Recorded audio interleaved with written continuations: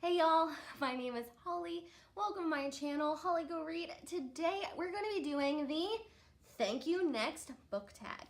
This song has just kind of been everywhere, and I'll admit that I'm not the biggest Ariana Grande fan, but that is a bop.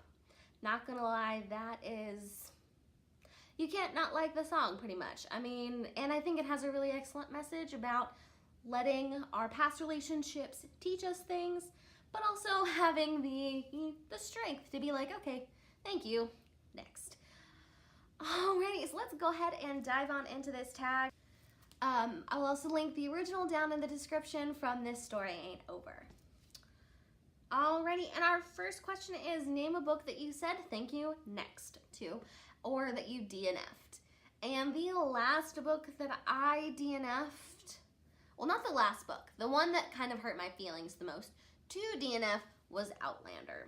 Now, I really like the show, mainly because the dude that plays Jamie is beautiful, but the book was boring. It was really slow for me, and I just couldn't get into it. I like the pacing better in the show, so I think that's probably part of the problem, that I started with the show and not the book. I probably would have liked the show even more if I'd read the book first, but the pacing was just off for me, and the books are massive, and just was not prepared. Alrighty, and then the next couple of questions come from the very easy part of the song. One taught me love, one taught me patience, one taught me pain. So, a book that taught me love. And that is going to be One True Loves by Taylor Jenkins Reid. Most commonly, recently, her name is being discussed for The Seven Husbands of Evelyn Hugo. But before I could get my hands on that, I read another book by Taylor Jenkins Reid. And that was One True Loves. The storyline there is that a woman... It starts off, like, this is literally the first page, this is not spoilers. She's at dinner with her fiance and her parents when she gets a call from her husband, who she thought had been dead for several years.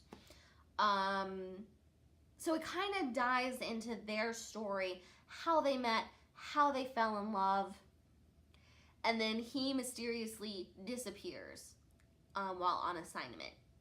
He is lost at sea, and they don't find him. So it goes through that grief of losing the one that you thought you were going to be with forever, and then finding that strength to pull yourself out of it and find love again. And this time it is a different kind of love. I won't spoil who she picks in the end, because that is kind of pivotal to the book, and I think it's beautiful, and not knowing was great.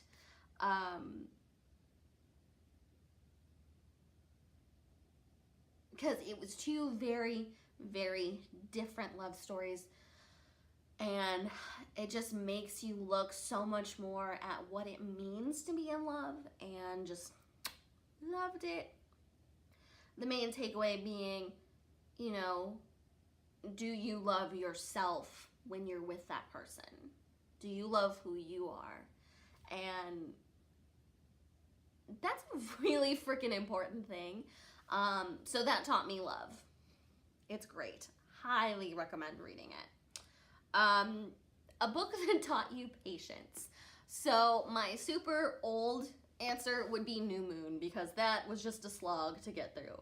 It was delusions, and I was not Team Jacob, and that took forever. But a more recent book that taught me patience was Josh and Hazel's Guide to Not Dating by Christina Lauren.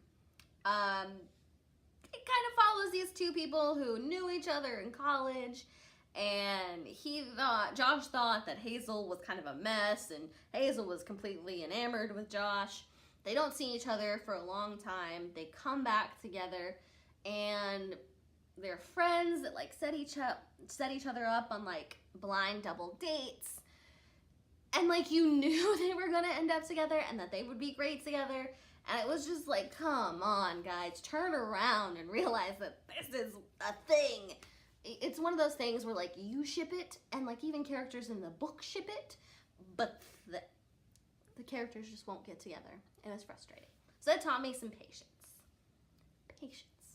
But yeah, New Moon by Stephanie Meyer definitely was an exercise in patience for me. Name a book that taught you pain. I really tried to come up with something more, you know, relevant, you know, something that was released more recently than this. But this book taught me so much pain that I just can't even. That's Harry Potter and the Deathly Hallows. I've never cried so much, ever, at a book. And just tears. Tears. Although, J.K. Rowling teaching me a new kind of pain. Where she's ruining everything. But we're not going to talk about that right now. Just check any of the wonderful rants about the Crimes of Grindelwald, and you will see how she is ruining everything. Okay, drawing it back. Keep moving.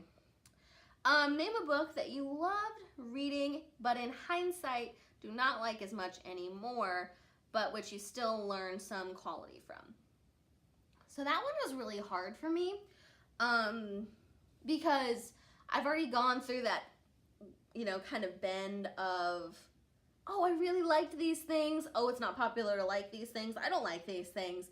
But they're coming back to, it's okay, like what you like. So I don't have a lot that I look back and I'm like, that was garbage.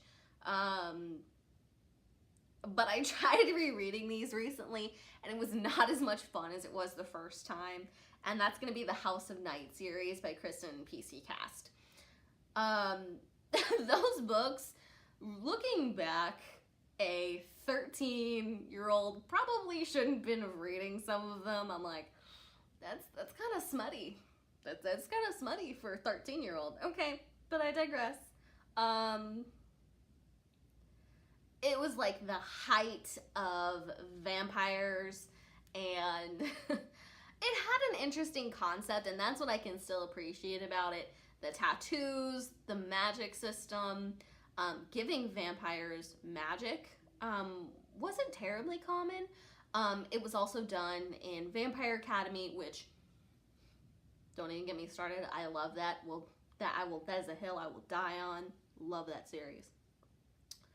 So it wasn't like super common in the very highly saturated vampire market that vampires have magic, and then their tattoo expansions for, you know, Zoe in particular was really neat. But at the end of the day, it was kind of like, these are kind of poorly written. If I had to hear Shawnee be described one more time as coffee colored, it was like, come on, we get it. Please just stop describing people of color as food. It's not cute. And like the whole twin, it was just a lot of things that got repeated over and over and over again that just kind of detract in, you know, rereading them, that it's like, no, this isn't as good as I remembered it. Okay, and number 7. Name a book you're currently talking to, i.e. have the hots for. So that's actually 2 different books for me, because I'm currently talking to All the Boys I've Loved Before by Jenny Han. I'm currently enjoying it. Peter and Laura Jean have just made their agreement to fake date. So I've seen the Netflix movie, so I know how this goes, but I'm still really enjoying it. So that's who I'm currently talking to, but the book that I have the hots for should come as no surprise to anybody, because I think everyone who's read this book has the hots for this book, and that is The 7 Husbands of Evelyn Hugo by Taylor Jenkins Reid. That book is Netflix. Please make a movie out of this. We need it. Or not even a movie, a mini series. I want an episode, like an hour-and-a-half long episode for each husband. Please, I'm begging you. I'm begging you. And I think Gina Rodriguez would make an excellent blonde. I'm just saying, like, dye her blonde and please let her be Evelyn Hugo. Okay, I'm drawing it in. I'm drawing it in. Anyway, okay, so that's who I'm talking to, who I have the hots for. And the last question is name the book that's gonna last. The book of you. The book that helped you love yourself a little bit more. And for me, that's not gonna be one that I don't know that many people have heard of, but I talked about it in my Hispanic Heritage Month wrap-up video, and that is The Tequila Worm by Viola Canales. I love this book. I do. I love it. This is everything that it is to grow up brown in Texas. And I loved it. There are so many just things that just take you back to your childhood, and there's so much about being a good friend and, you know, accepting where you're from. But it also has a great message of the best way to beat someone is to succeed, just in life. So all the people who make fun of you for your bean and cheese burritos, beat them on that soccer field, beat them in that classroom.